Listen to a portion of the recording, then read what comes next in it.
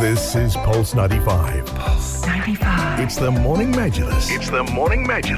Talking the stories that are shaping headlines, plus those that make you go, Yes, we have so much to talk and discuss this hour. This is Rania Saadi with Ahmed Dawood. We're missing our colleague and co-host Abdul Karim Hanif. He's on a 2-day leave. Yes. Don't miss him too much. He'll be back in 2 days. So I hope he will be enjoying his 2 days off. But for the meantime, this hour, we have a lot to discuss. We're going to be talking about how Sharjah has been focusing on attracting domestic tourism as the sector started to flourish, according to latest reports, despite dealing with the coronavirus pandemic, and how the domestic tourism sector is the key target during this stage in time until the end of the year. So we're going to talk more about travel and tourism altogether. We're also going to go around the world as the U.S. has been swept by deadly wildfires. What does it mean for climate change and how people are coping with it? What's going on there? We're going to also listen and hear what the California governor has to say or has been saying lately. And we have more developments as well, Ahmed. Yes, more developments from around the world, particularly the migrant crisis in Europe. A refugee camp has recently burnt down in the Greek island of Lesbos. And protesters or the migrants whose camp had burnt down had been moved to a new location, and it was not to their liking. They've been protesting about the conditions there. So we're going to shed light on their plight. We're also going to talk about the police here, Greek police firing tear gas at them. This is a pretty big situation. We're going to be covering that on today's program. We're also going to be talking about the state of COVID-19 infections here in the United Arab Emirates. 1,007 new coronavirus cases, the highest since the start of the pandemic here in the country. We'll talk about what that number means and what the authorities have been doing to crack down on violators and so much more. Text lines are open 4215. This is the Morning Majlis. Pulse 95. The Morning Majlis. Talking the stories that are shaping headlines. This is Pulse 95. This is Pulse 95. Good morning. Welcome back to the program. And we're talking about the state of coronavirus infections here in the United Arab Emirates.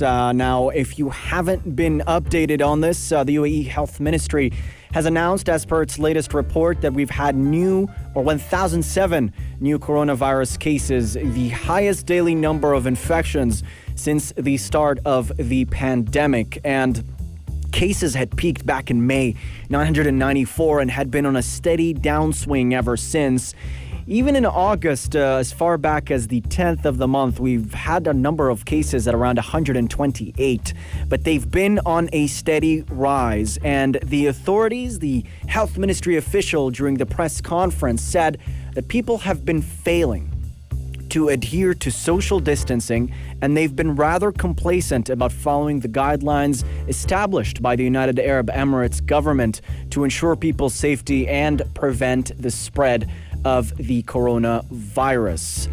Now, as an outcome of this, and with the rise of cases, the UAE government has been more strict than ever about enforcing social distancing in various establishments amid this sharp rise in cases. And to give you an example of this, in the neighboring emirate, Dubai Economy shut down a cafe for flouting COVID-19 rules. 7 commercial establishments were also given hefty fines as their employees failed to wear masks at work.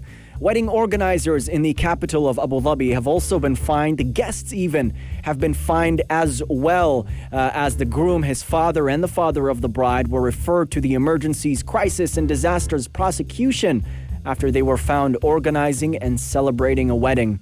And weddings have been cited as one of the major causes of spread of COVID-19 here in the Emirates. We've seen the wedding hall also ordered shut in the Emirate of Ras Al Khaimah. Even gyms in various Emirates have been closed due to the fact that a number of staff members have not been doing their due diligence as far as wearing masks is concerned.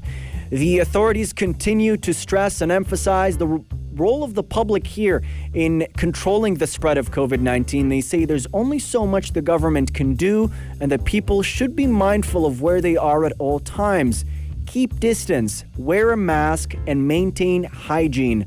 Wash your hands regularly. Should you be in a position where, say, you're eating at a restaurant and you need to cough or sneeze, do it on your elbow or your arm. And always be wary of your surroundings. Just because the governments haven't cracked down or closed down a place yet doesn't mean you should go in at all times. Assess your surroundings, look at how many people are in an establishment, and always assess risk. The virus could spread asymptomatically. There's strong evidence for that, meaning you don't have to have fever or cough in order to spread it. So always operate under the assumption that you could have it and other people could have it. And that's also stresses the importance of getting tested as well. The UAE is among the highest in the world as far as testing rates is concerned. And there is a confidence expressed that despite the recent surge in cases, things will be under control. Just do your part. Be mindful of your surroundings and don't do anything stupid. Stay tuned to the Morning Majlis. We've got more discussions lined up on the program. Big developments from Europe, particularly with regards to the Europe migrant crisis. The camp had burnt down. The refugees were moved to another camp, but protests have erupted over conditions. We're going to shed light on the plight of migrants around the world. Stay tuned for that discussion and so much more right here on Pulse 95. This is Pulse 95. Pulse 95. It's the Morning Majlis. It's the Morning Majlis. Everybody, good morning. Welcome back to the Morning Majlis. And we're talking all things startups, entrepreneurship, small and medium enterprises, something that's been reinvigorated by Sharjah, the Sharjah Entrepreneurship Center here in Sharjah, with their continuous initiatives throughout this challenging period we find ourselves in. And their latest initiative is the Startup Sharjah program. It was recently held. It falls under the Future Changemakers Initiative and is done in partnership with the Sharjah Private Education Authority.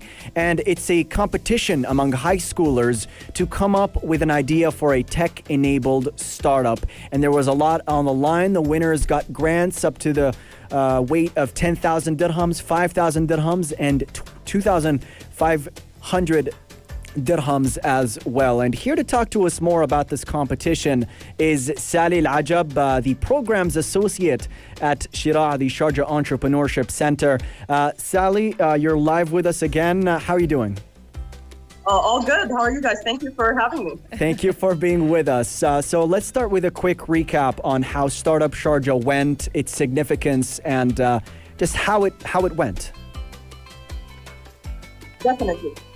So Startup Sharjah essentially was one of the things that kind of stemmed out of Sharjah's core belief in helping and empowering individuals to reach their full potential. And coming out of that belief of human potential and their ability to drive social change within their community. And so in designing Startup Sharjah, we were looking at being able to expose the participants to all of the different skills that you typically get out of entrepreneurship and helping them understand how they can utilize those critical and crucial skills in driving social change and making an impact. And so Startup Sharjah essentially falls under the Future Changemakers Initiative, which is launched jointly by, as you mentioned, by Sharjah in collaboration with the Sharjah Private Education Authority.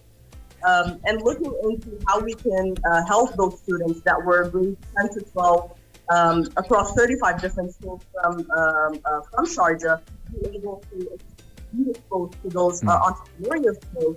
One of the things that we wanted to do through Startup Sharjah is to help them come up with applicable, real-world solutions to social challenges and problems that we see all around us, and to utilize it to tackle one of the UN Sustainable Development Goals. And so tying the Future Changemakers Initiative to the UN SDGs was a great way for us to showcase to the youth the importance of entrepreneurship and how it can be used to drive social change within their community. Diving in deeper into how we were going to navigate that throughout Startup Sharjah, we wanted to look at 7 different elements for each one of those ideas and teams. So we were looking at things like the innovativeness of the idea itself, the scalability, the profitability, the impact that it would cause and the ability of the team themselves to kind of intake all of the knowledge that they have gone throughout Startup Sharjah and be able to articulate and communicate their ideas and their solutions to the judging committee through great quality. And I'd have to say, going through all of the ideas that came across and working with the teams a little bit, none of them were able to do a better job in satisfying that criteria. I think they all kind of nailed it. Yeah, exactly. And I look forward to elaborating on that even further in the criteria for the competition as well. There's a bit of an audio issue as well. If you have an alternative mic, maybe we could try that out because the audio's going back and forth a little bit. But in the meantime, we've had the students from the competition come on our program, and they were quite knowledgeable. As far as I'm aware, the Sharjah Entrepreneurship Center, Sharjah, has held these workshops teaching them all these terms like minimal viable product, the justification for market potential, how to present your idea clearly to investors as well. Yeah. So it's interesting the amount of education that you've guys done. Sali, could you elaborate on that aspect, how you got those students to go off from this raw, underdeveloped, flash of the mind idea to something that is structured, developed, and meaningful? Yeah, they're only grade like 10 to 12, right? They're fairly young. Yeah, exactly. They are. Yeah. Well, they're young in age, but I think one of the things that we definitely saw throughout this period is how passionate they were and how diligent they were in learning new things, learning new terms, no matter how complicated they might have seemed. But essentially, their journey started out with the Sharjah Online School, which is a 5-week course that was designed to mentor students grades 10 to 12 on the fundamentals of building a business, right? All the way from conception, all the way to prototype. And so these weekly workshops that were happening online were really there to instill those critical entrepreneurial skills. And like you said, introduce these students to the important elements and things that we look into when we think of building a business and driving social change. So being able to be part of the Sharjah Online School really enabled them to kind of get into the fundamentals of entrepreneurship. Yeah. And then Startup Sharjah was a more it's an intensive experience where we were able to work with these students and tackle more in-depth topics and tackle things that maybe a little bit are more advanced, but we believe were very crucial for them to be able to develop and refine their ideas. And I'd have to say, again, they're high school students, grades 10 to 12, but I think the passion that they had in terms of learning and in terms of growth really enabled them to take in and absorb all of the knowledge, all of the things that we were kind of throwing at them, and come up with great tech-enabled, real-life, applicable solutions to social challenges that they were passionate about. Yeah, and Sally, as for the assessment criteria for the Startup Sharjah participants, now, I know there was an evaluation system based on 7 main requirements. Can you talk to us more about that? Definitely. So typically when we're thinking of assessing teams or assessing applicants or participants, it's very important for us to take a 360 view, right? So we look at things, whether how innovative the idea is as a concept, and then we dive into more of the things that you get out of market research, right? So was the team able to develop a scalable model for this idea? So something that will enable them to create more impact. Were they able to develop a model that will allow this idea to actually be profitable somewhere down the line? Is this something that tackles social change and adds innovation to it? And then finally, it's also very important for us to take a look at the people that are executing or trying to execute this idea. So we do look into assessing the team themselves, how they work together, how they were able to take in a lot of the information that they have learned in the competition, but also on the day when they're pitching and presenting their ideas, how were they able to kind of cope with the Q&As that were happening? How were they able to pitch and articulate their business idea to the best? And so essentially the criteria, the 7 elements that we look at, we felt that gave us a 360 view in terms of understanding how the teams have progressed throughout Startup Sharjah, but also their ability in terms of working on this idea and really be able to take forward a lot of the skills that they have gotten through Startup Sharjah. If you could quickly sum it up, what would you say is a good idea for a tech-oriented startup? Now, I've looked at the winners here, and one common thread they have is the fact that they all, in one way or another, try to enact some positive impact on society, whether the Al-Furat device, for instance, which tries to clear waste and helps the environment. We also have the Fen virtual art platform, which feeds one child for every piece sold. So that seems to be a common thread here. So could you touch on what you consider a good idea to be, and also that aspect that I just touched on? Definitely. And I think, like you said, looking into the winners of Startup Sharjah is a great way for you to get an understanding of what a good idea is. One thing that we've seen in all of the participants is that the ideas were very diverse. They really took in different social challenges and they dug in deep. They had an in-depth approach in terms of analyzing those ideas and coming up with an applicable solution. And so essentially, applicable solution is that first thing that you're looking at when you're looking into a good idea or trying to understand what a good idea looks like. I think another thing that we've seen with the winners is that they were all very passionate about the things that they worked on. Entrepreneurship in general is not a linear journey, and it's not an easy one. And so one of the main things that drives entrepreneurs to be able to develop and refine their idea is that they're actually passionate about the problem they're solving and the area that they're working on. And I would say that then one of the second things that you're looking at when you're trying to understand if this is a good idea or not is that it has to be something you're passionate about. When it comes to learnings and experience and skill sets, these are things that founders can always gain throughout the time, given that they're able and they're willing to do that. However, passion is something that you can't necessarily learn or adopt. It has to be there, and it's one of the most crucial things when it comes to understanding if this is a good idea or not. And apart from that, finally, it's a lot of that growth mindset.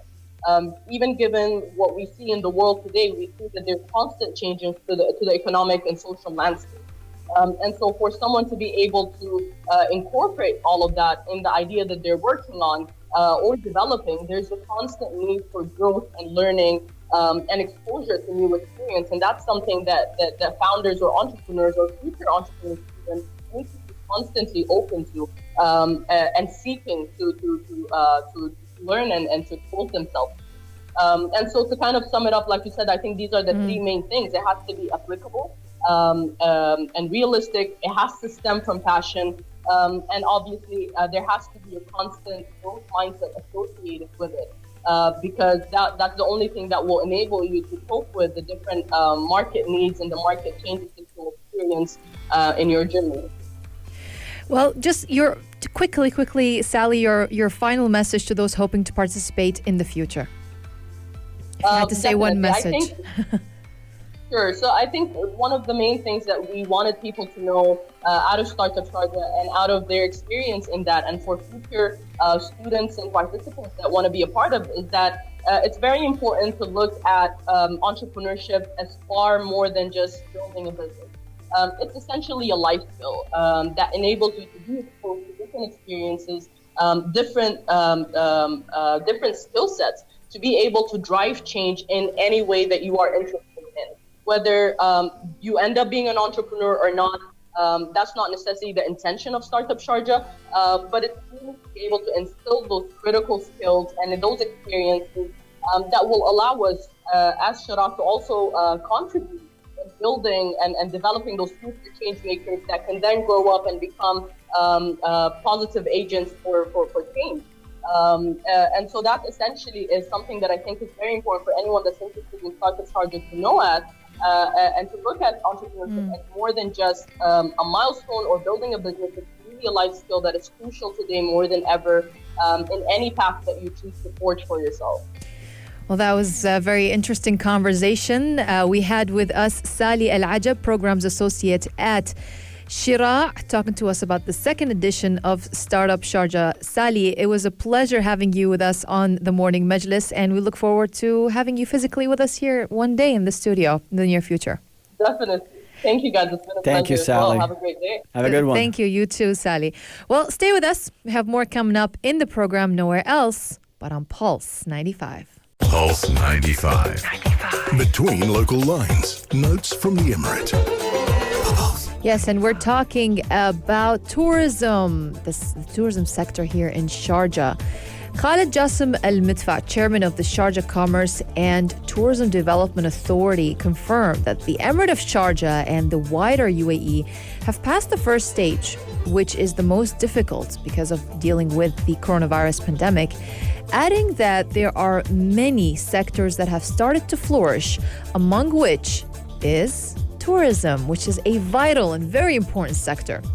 Now, he added that Sharjah's experience in confronting the COVID-19 pandemic was quite remarkable, during which the Sharjah Commerce and Tourism Development Authority has taken a number of precautionary and preventive measures in the tourism sector to ensure the safety of people, as these measures have been applied to all the landmarks of the Emirate, including, for example, hotel facilities and tourist destinations, in order to build trust with the visitors, not to mention the comprehensive procedures guide which the SCTDA has distributed to reassure the public. Yeah, and we've been talking about how tourism in Sharjah in particular has been reinvigorated despite the challenging climate that we find ourselves in.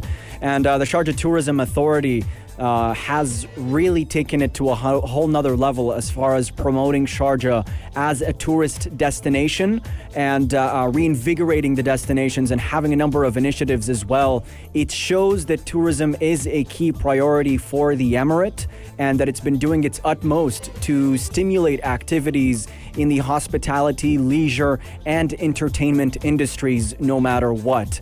Now, according to Khalid Jassim Al-Midfa, chairman of the Sharjah Commerce and Tourism Development Authority, he said domestic tourism is the key target for us until the end of the year. While following up developments in the world and the target markets and ways to attract them to the Emirate, he said at the third stage, we're going to have our return to normalcy, which can extend from 2 to 3 years, depending on the latest global reports and statistics. And return to normalcy, given the time we're in, the economic havoc it wreaked on us, the way it affected people's spending and livelihoods. It's going to take the travel, leisure, entertainment industries a long time to recover, but Sharjah's been very optimistic and always on track, no matter what is happening, to stimulate the various offerings here in the Emirate. And that's what Al-Midfa is pointing out here. Absolutely. And there's so many offerings in Sharjah altogether. Sharjah, again, it's the arts capital of the UAE, and it's definitely its efforts to preserve the area's history garnered Sharjah the title of, for example, Cultural Capital of the Arab World by UNESCO back in 1998, the World Book Capital in 2019. And for those who love, for example, museum and arts, visiting museums and art, Sharjah is crammed full of excellent sightseeing opportunities for those people. For example, we know that we have the Sharjah Museum of Islamic Civilization, the Art Museum. They're the city's major tourist attractions and top of most visitors' things-to-do list. While the heritage area is full of interesting buildings dedicated to Emirati history, for example. There's also this wonderfully family-friendly destinations. Lots to keep the kids amused, including El Noor Island, which is with its butterfly house and exploring the underwater world at the aquarium. There's so much to do in Sharjah. There's so many beaches as well, the Khorfakan beach. I wish Abdul Karim was here to promote this. Oh yeah, the eastern region, he would say. The eastern region. Yeah, a lot of incredible locations here. You've got the Khorfakan beach, a number of scenic 5-star hotels that surround it as well. Yeah. The Kelba waterfront, always developing projects in the eastern region as well. In Azaid, Mleha, Kelba, and Khorfakan. So there's so much to do. And a number of luxury resorts as well in various locations here in Sharjah. And what I love about Sharjah the most is wherever you go, as far as these resorts and destinations and museums are concerned, there's always that unique blend of tradition, of heritage, and the modern as well. Yeah, and it's reflected in the architecture, the scenes, the sights, the furniture, the food they serve, just about everything. It's always always a unique experience going here in Sharjah. But text us at 4215. Let us know your favorite Sharjah destinations, whether for a staycation or for tourism. Should your friends come from abroad, hopefully sometime soon when things get much better around here. You never know. But yes, Sharjah Tourism Authorities, they are on it as far as promoting Sharjah as a destination, and rightfully so, because more people need to know about this precious gem that we're in. Stay tuned to Pulse 95. We've got more discussions lined up for you this morning. Next hour, we're going to be talking about reinvigorating entrepreneurship and small and medium enterprises in the Emirate of Sharjah. The Sharjah Entrepreneurship Center has been doing a lot of work in that department. Stay tuned to Pulse 95. Pulse 95. You're listening to Pulse 95. Pulse 95. It's Pulse 95.